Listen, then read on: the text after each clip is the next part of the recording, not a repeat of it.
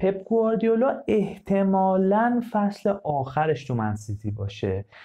و میتونه تو فصل آخر بودنش تو منسیتی جام بیاره یا باز هم یک فصل ناامید کننده دیگر رو مثل این فصلی که گذشت رو با منسیتی تجربه خواهد کرد. سلام و حال احوال، خوش اومدید به یک ویدیوی جدید از کانال پی ال لاورز. توی این کانال ما به بررسی تخصصی مسابقات لیگ برتر انگلیس مخصوصا تیم های تاپ 6 میپردازیم. اگر جزو دسته افرادی هستین که به لیگ برتر انگلیس، تیم های لیگ برتر انگلیس علاقه دارین و جزو طرفداران تیم های لیگ انگلیس هستین، خواهش میکنم این ویدیو رو لایک کنید، کانال رو سابسکرایب کنید. بزرگترین حمایت رو میتونید از ما انجام بدین تا کانال به یکی از بزرگترین کامیونیتی های لیگ برتر انگلستان در ایران تبدیل بشه. دمتون گرم. بریم پارت به بخش های مختلف منسیتی تو این فصلی که گذشت و فصل آتی بپردازیم. خب فصل 24-25 جوری برای منسیتی شروع شد که ما میگفتیم اوکی، دوباره روزی از نو منسیتی داره عملکرد خوبی رو از خودش نشون میده و احتمالاً تو همون تیم‌های اول یا نهایتاً دوم قرار بگیره و دوباره سرنوشت قهرمانی و آخر سر منسیتی رقم بزنه و دوباره مثلا آرسنال و یا لیورپول میان قلقلکش میدن ولی در نهایت منسیتی قهرمانه. اما با معصومیت کلیدترین بازیکنشون که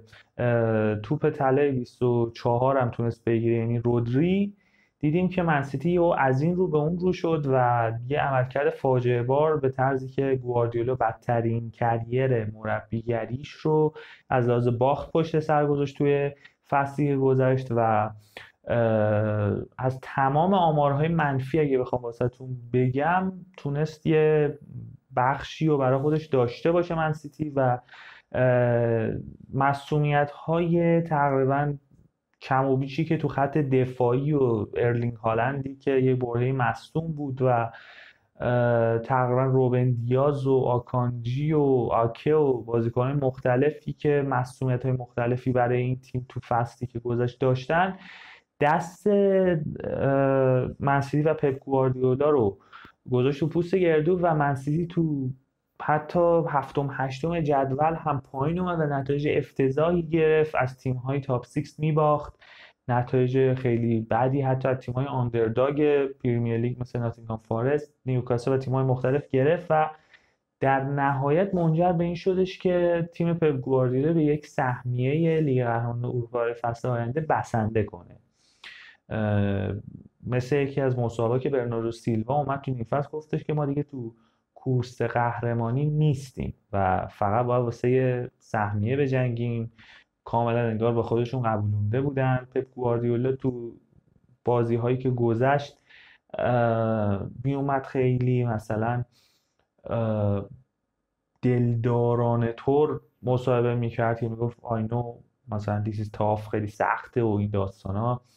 ولی میتونیم درستش کنیم. ما برمیگردیم این داستانا. تیمم تا جوری که دیگه تو پنجره زمستونی نیم فصل 200 میلیون تقریبا خرج کردن و عمر مرموشی که داشتش عالی تو فرانکفورت کار میکرد و آوردن و چند تا بازیکن دیگه و در نهایت منجر به این شد که رتبه سوم رو کسب کنن و باید ببینیم که توی فصل آینده عملکردشون به چه صورت خواهد بود. البته تو بخشای بعدی اون رو بررسی خواهیم کرد. بخش بعدی نقاط قوت و نقاط ضعف منسیتی تو فصلی گذشت بود. خب توی خط توی لاین دروازه‌بان و گلرهاشون یه دونه ادرسون و یه دونه استفان اورتگا رو داشتن که ادرسون واقعا هنوز هم جزو بهترین دروازه‌بان‌های دنیاست، ولی هنوز هم یه سری مسئولیتاش و یک سری کارهای عجیب و غریب و اون عدم ثباته و اون عدم اطمینان 100% یک سرمربی رو که از خودش به جا میذاره نمیتونیم به عنوان دروازه‌بان 100% بهش هنوز مطمئن باشیم، چه برسه تو دوره‌ای که پرایمش بودشه، الان که یکی از بدترین فصل‌های کریر فوتبالی خودش رو توی منسیتی گذروند. و استفان اورتگا هم که از اول یه دروازه‌بانی بوده که دروازه‌بان دوم بوده و توی برهه‌های مختلف تونسته پپ و منسیتی رو نجات بده، ولی در نهایت دروازه‌بانی نیستش که بشه به صورت 100% بهش اطمینان کرد. این از بخش دروازه‌بان. بخش دفاعی کایل واکر رو داشتیم تو دفاع راست که دست گواردیولا رو گذاشت تو پوست گردو و این فصل رفت به آسه میلان و عملا سمت راست دفاعی منسیتی فلج شد و از ماتوس نونش و ریکو لویز و دو سه تا بازیکن دیگه توی دفاع راست استفاده کرد، اما یک در واقع مرهم موقت بودن به پپ گواردیولا و نتونست اون عملکردی که کایل واکر تو دوران خیلی خوب خودش داشت و از خودشون به جا بذارن و ماتوس نونش که بنده خدا اصلا نتونست خودش رو جا بندازه و در نهایت منجر به این شد که یکی از اهداف نقل و انتقالاتی اصلی منسیتی تو تابستان پیش رو دفاع راست باشه. حالا باید ببینیم که چه پرفورمنسی از خودشون در پنجره نقل و انتقالاتی به جا میذارن. اما تو خط دفاعی هر بازیکنی که بگین، آکانجی، گواردیول، روبن دیاز و جان استونز، یه برهه‌ای یه مسئولیتی داشتن برای منسیتی که هی پپ گواردیولا میومد تیم رو جمع کنه، مدیریت بحران بکنه، اما میدید که دفاع هنوز مشکل دارن از لحاظ مسئولیت و مسئولیت‌های کوتاه مدت و میان مدت و طولانی مدتی داشتن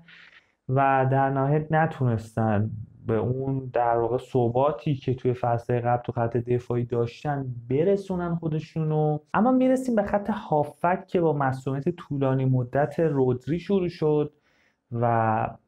مسئولیت KDB که دیگه از اون دوره اوج خودش تقریبا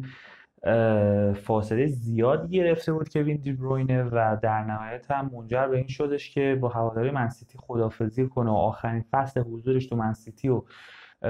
داشته باشه که خیلی هم متاسفانه بد تموم شد و نتونست جام بگیره و دو تا بازیکن و عنصر کلیدی خودش یعنی کوین دی بروین و رودری رو که برنده توپ طلا شده بود رو از دست داد و این منجر شدش که تیم فقط واسه سهمیه بجنگه و فیل فودنی که حالا اگر جزو خط هافک در نظرش بگیریم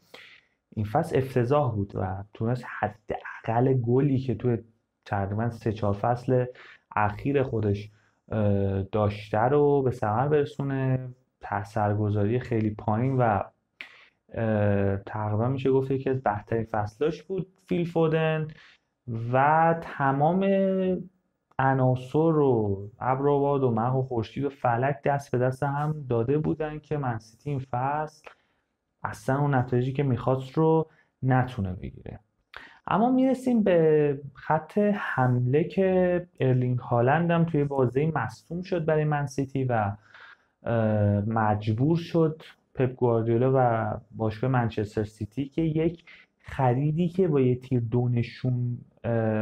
دروازه زدن رو داشته باشه منسیتی، اومدن عمر مرموش که نه دیگه بخوان مبلغ خیلی بالاتری،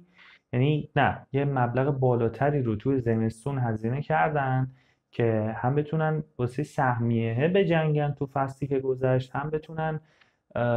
تمرکزشون رو بذارن روی نقاط دیگه شاید توی تابستون و عمر مرموش رو آوردن. از یه طرف دیگه وینگری به نام جک گریلیش که یکی از بهترین عناصر هجومی توی سگانه منسیتی بود اصلا دیگه نامی ازش نشنیدیم با توجه به یک سری از ویدیوهایی که از مست بودنش و این داستانا هم اومد بیرون. تقریبا میشه گفت جک گریلیش دیگه برای منسیتی تموم شد و الان هم توی لیست فروش منسیتی قرار داره، ولی به خاطر دستمزد بالاش باید ببینیم که اصلا تیمی حاضر به خدمت گرفتن قرضی اونم حتی هست یا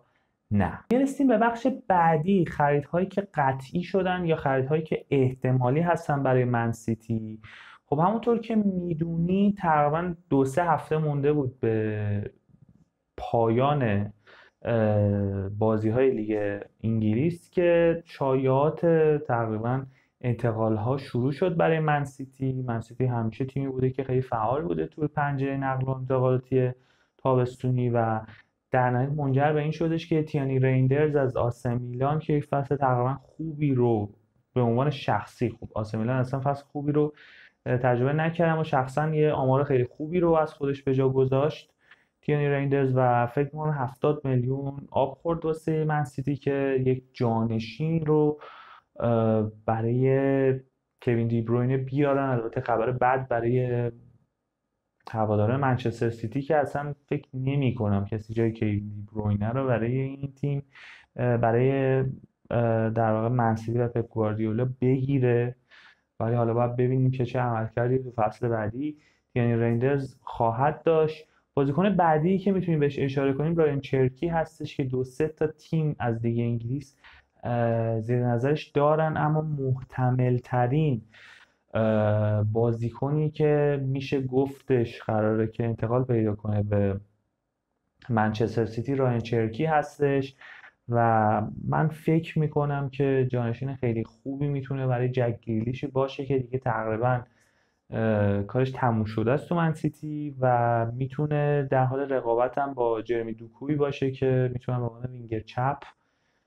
از جفتشون استفاده کنن در حال رقابت برای کسب پوزیشن اصلی باشن. اما بازیکن اصلی که به نظرم خیلی باید روش مانور بده دفاع راسته. همونطور که دیدید ماتوس نونش و ریکو لوئیس نتونستن کاری رو از پیش ببرن برای منچستر سیتی و یک سری شایعات از اول شروع شدن پنجره نقل و انتقالاتی تابستونی هستش که ممکن لیبرامنتو رو جذب کنه منچستر سیتی. هنوز خبر موثقی درس پیدا نکرده از خبرگزاری ها و خبرنگارای معروف اروپا، ولی من فکر میکنم توی یکی دو هفته آینده دیگه قرارداد دفاع راستش و پرونده دفاع راستش رو ببنده، شاید هم زودتر، چون هم داره جام باشگاه های جهان شروع میشه، هم این که در واقع باید تیم ها برن تور پیش فصل و شروع کنن به تمرین کردن. من فکر میکنم تا یکی دو هفته آینده دیگه پرونده دفاع راست هم منسیتی ببنده و تیم جدیدش به رقابت برای فصل آینده فکر بکنه. یه بازیکن دیگه ای هم که میتونیم بهش اشاره کنیم، یه سری خبرگزاری ها هم خبرش رو گذاشتن، دیوگو کاستا که میتونه یه گزینه جذاب تو پست دروازه‌بان واسه منسیتی و پپ گواردیولا باشه. باید ببینیم چند درصد احتمال داره که منسیتی بخواد اصلا ادرسون رو نیمکت نشین بکنه یا اصلا ادرسون رو بفروشه بده بره و دیگو کاستا رو بیاره، یا حتی ممکنه که مایک منیان که یکی از گزینه‌های اصلی چلسی هستم تو لیست خرید منچستر سیتی باشه، اما مایک منیان تمایل خودش به پیوستن به چلسی رو اعلام کرده. حالا باید ببینیم که اصلا میخوان دروازه‌بانی جذب کنن یا نه. اما میرسیم به بخش پایانی داستان، بخش پیشبینی خود من به شخصه از منچستر سیتی فصل 25-26. خب یه داستانی که من باید بهش اشاره کنم اینه که منچستر سیتی تیمیه که همیشه تو بهترین های هم اروپا هم پریمیر لیگ بوده، این اصلا شکی بهش نمیشه کرد. اما فصلی که برای منچستر سیتی گذشت و نکته جالبی هم که توی فینال اف ای کاپ دیدیم این بودش که الیور گلانسر اومد مصاحبه کرد بعد از اینکه قهرمان اف ای کاپ شده بودن، گفته بود که بعد از اینکه ما به منسیتی تو لیگ باختیم به پپ گفتم که من تاکتیک تو احتمالاً میتونم یه جوری بهش غلبه کنم و شکستت بدم و همین اتفاق هم تو فینال اف ای کاپ واسه پپ افتاد و من فکر میکنم که منچستر سیتی دیگه اونجوری که تیم‌ها به تیم‌ها بیاد 5-6 تا بزنه و دیگه تیم‌ها حساب ببرن ازش و با در واقع یک منسیتی خیلی های لولی که همه تیم‌ها جلوش اتوبوسی بچینن و در واقع خیلی لو بلاک بازی کنن دیگه مواجه نخواهیم بود. ترس اونجوری تیم‌ها از منسیتی ریخته، ولی جز مدعیان قهرمانی تو فصل آینده خواهد بود. حالا نظر شما چیه؟ به نظرتون منچستر سیتی تو فصل 25-26 میتونه توی عملکردی که 6 فصلی که تونست قهرمانی کسب کنه و پپ گواردیولا اون عدد 6 رو تو بازی منسیتی لیورپول نشون داد و دوباره به دست بیاره یا دوباره باید منتظر قهرمانی تیم‌های دیگه باشیم. دمتون گرم که این ویدیو رو نگاه کردین. اگر از این ویدیو خوشتون اومد خوشحال میشم از من و کانال پی لاورز حمایت کنید. این کانال رو قراره بزرگترین کامیونیتی لیگ برتر انگلیس در ایران بکنیم و تا ویدیوی بعدی و بررسی تیم‌های بعدی شما رو به خدای بزرگ میسپارم. دمتون گرم. خدا نگهدار.